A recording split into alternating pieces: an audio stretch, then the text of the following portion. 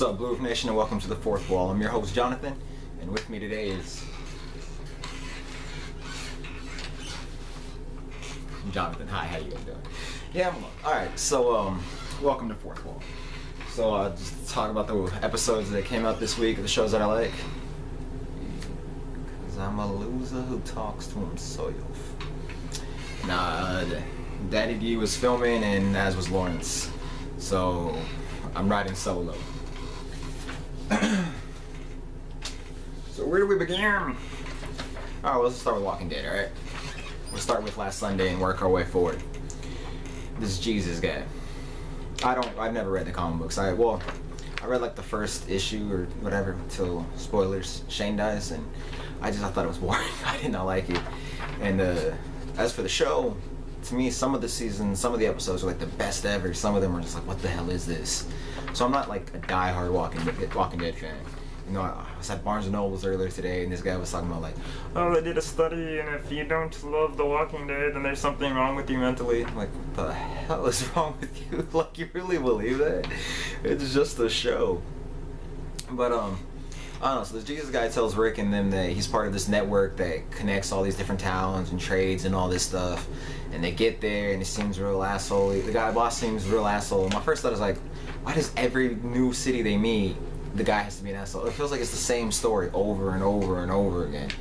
But then we find out it's not really, and the town hires them to go and hunt down and kill this guy who came and hired these people to attack their town. So now Rick and Daryl are kind of just mercenaries. It's like, alright, like, I get it, but I don't know, it just, Walking Dead to me just seems very hit and miss, you know? Next up we have the show that I'm the star of, 11/22/63. As you all know, I was the blurry guy handing out flyers during JFK's speech on the first episode. Aren't I beautiful? What's this side? I'm beautiful. And my back. I'm just gorgeous, right? Alright. But, this show is amazing. Like, I love this show. Not just because I was in it. But it's really good. So the guy who kidnapped James Franco at the end of the last episode ends up joining up with him on this episode. And the two of them go, they go to a small town and they get jobs. And they're trying to just buy time until it's time to save JFK. But we see a lot of like how James Franco doesn't really know, his character doesn't really know how things work in the 60s. Like there's this lady who works at the school who happens to be black, and James Franco treats her like a person because, hey, she's a person, and everyone's looking at him like, what the hell's wrong with you? Why are you talking to her like that? Why are you helping her out? It's starting to really show the race issues of the time. We jumped 2 years into the future. He spent this whole time teaching, and the girl that he met at the park, I guess like 2 years ago, well, she shows up there, and she starts working at the school, and now she's single. She's actually the librarian at the school. And it's, part of me thinks like, is this the past again, like interacting with them? Because in the past, it's a confusing sentence, in the past every time he's gotten too close to something, the past tries to kill him or tries to attack him, gets him to steer him off course. So now I'm thinking like, well, is this really the past maybe steering him off course, like distracting him, like, oh, don't go look at that, here's this girl that you liked. I mean, it's just a theory. It's just something that I thought. But we also have the scene where he relives what his mentor did, and he goes and sees when Lee Harvey Oswald comes back to America for the first time, and I don't know. It was really good. It was a really good episode. I really enjoyed it. If you guys aren't watching it, it's on Hulu. You really need to go check it out. Then we got Gotham, and Gotham's finally back. No, I don't know if you guys watch it like I do, but I'm really excited about it. I know like Kevin Smith always shits on it, but it's a really good show. This one was all about Iceman, Mr. Freeze. Iceman, I say Marvel. It's all about Mr. Freeze and kind of like his origin story. Him and his wife, and she's all sick, and he's trying to like learn how to freeze her. So, and well, he's figured out how to freeze people. The only problem is every time he tries to bring them back, they melt. So, so he keeps experimenting, and he'll attack people and freeze them, and then they die. And so Gordon and Hardy go looking for him, and they eventually kind of find him, and his wife. They find his house. They find out who he is and go to his house right after his wife finds out what he's been doing. and they arrest her, but she won't turn on him because she's like, well, he's doing horrible things, but he's doing it for me, and I love him, and I won't sell him out, and yada yada yada. But he turns himself in because he's like, it's my wife, I'm doing all this for her, what's the point if it's not for her?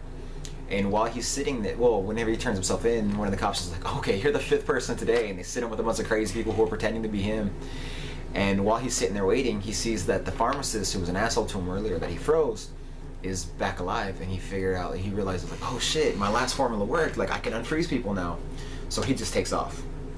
Also during this episode, we meet Hugo Strange, Dr. Hugo Strange, the hypnotist guy who Batman deals with later.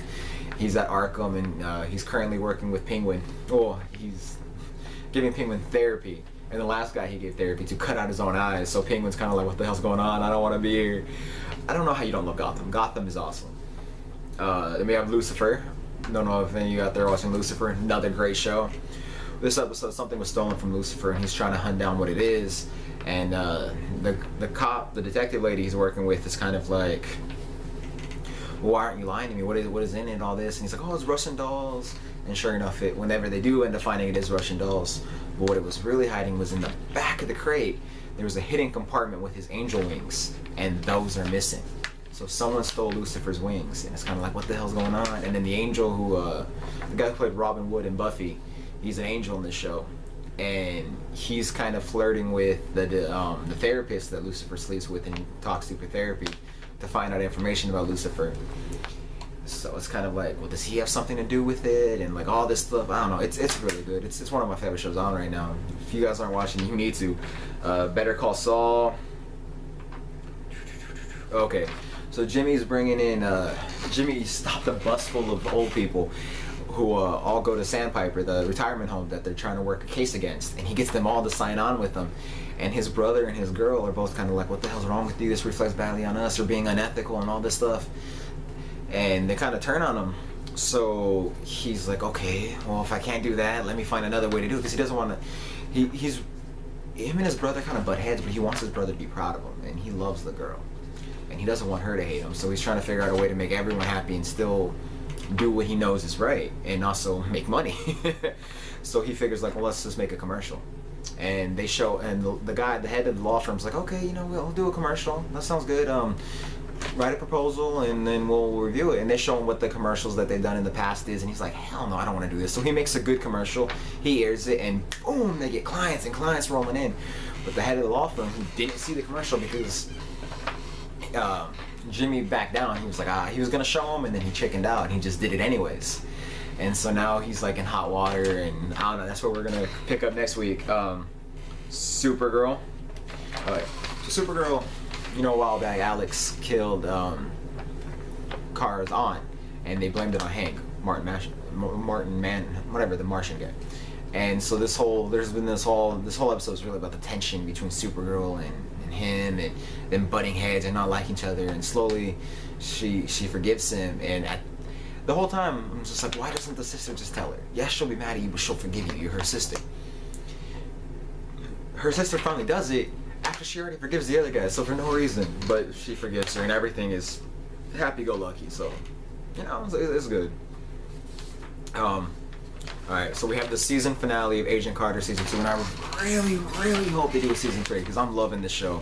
I mean, it's not as good as Agents of S.H.I.E.L.D., but it is so good, and it's fun, and it's lighthearted, and Jarvis, and his wife, and Peggy Carter, the dude from Dollhouse. Like, it's a good cast, and it's an interesting show, and it's funny. But anyway, so we deal with the whole dark matter of it all. We find out that everyone who we thought died is really alive, except for Red from That 70 Show. He's dead, but Miss Frost is alive, and now she controls the dark matter. And Dr. Wiltz, the black dude, he's alive, and he's back to normal. Howard Stark returns, who's like my favorite character in the show. They need more Howard Stark. How do you not have more Howard Stark? But Miss Frost's love interest, the guy who played Vinny Van Lowe from Veronica Mars, he ends up being old friends with Howard Stark, and he helps them get the information on her because he wants her back, because ever since she got all this dark matter, she's not the same, and he misses her, and he wants to get her back, so he betrays her, kind of like Spike did. He wanted Drusilla back, so he betrays her, and I don't know. Every show is the same when you get right down to it. But they ended up stealing the stuff that the formula that she was going to use to open the portal to bring more dark matter in. They end up opening that portal and use it to send the dark matter back in, leaving her powerless. And they arrest her, and she ends up going crazy. Like, she's just sitting in the insane asylum talking to her dead husband, the husband who she killed. So she loses her mind. I don't know. It's so good.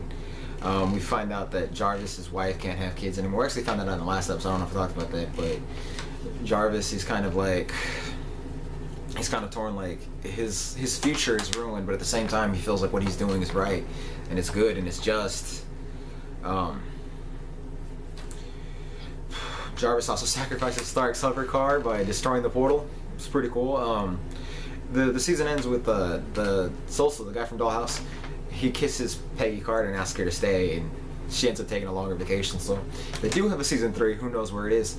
And could he possibly be the guy that she ends up married to? Because in was it Winter Soldier? They talk about how she married someone who was that she met in the organization, the Shield, the Priest Shield. She ends up marrying someone she met there. So could he be the one she ends up marrying? I don't know. Only time will tell, but I think it's likely. And there was no Arrow or Flash this week, so we did get Legends of Tomorrow, and that episode was heartbreaking. I mean, okay, so we kind of have the whole love romance thing between Adam and Hawkgirl. That's cute. They kiss, happy-go-lucky. But I don't know if you guys are fans of Prison Break. Michael Scofield and Lincoln Burrows, the brothers in Prison Break, that whole storyline. Well, they're on Flash and Legends of Tomorrow as Captain Cold and Heatwave. And, you know, they're super villains, but they're on the team, and Captain Cold has kind of been getting more and more part of the team, whereas Heatwave has kind of been pulling away, and he's still a criminal, and whenever they're in the future, and he took over a gang, and he was all happy and excited about it, Captain Cold knocked him out and brought him on the thing. So, in this episode, they find a crashed, another time ship is asking for help, so they go to help it.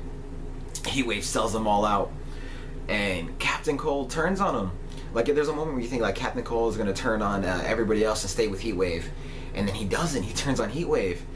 And the episode ends with him shooting Heatwave. Well, we don't see it, but it's implied. And Heatwave's like, only one of us will get out of her alive. And Captain Cold shoots him, and it's like, what the fuck? Like, that's your best friend. Like, these people you don't even know. They don't like you. They don't trust you. Why the hell are you selling out your friend for him? I mean, your friend for them. And it's just, oh, it blows my mind. And it's so heartbreaking. It really, like, I don't want to say I was crying, but I was close to it. That is not, no, Captain Cold, no. The people who create these shows, Arrow, Flash, Legends of Tomorrow, Supergirl, I think is about the same guy. Genius writers who really know how to play with emotion and pull you in. I'm loving it. Alright, hopefully next week D will be back. Till then, see you guys later.